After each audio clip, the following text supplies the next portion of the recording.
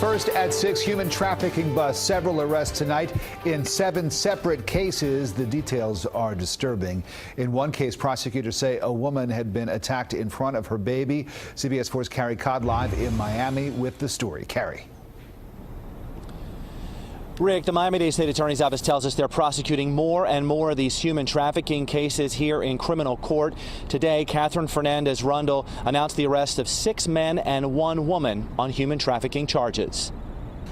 Jakira Peak.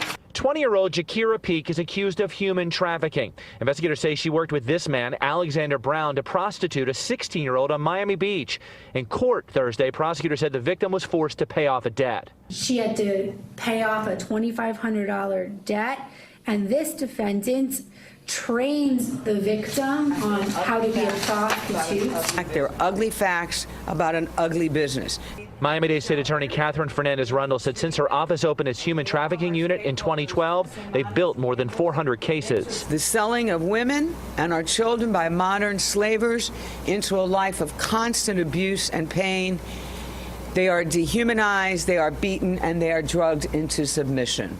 On Thursday, prosecutors laid out 7 arrests in several separate cases outlining horrific details. In one case, the victim was as young as 16 years old.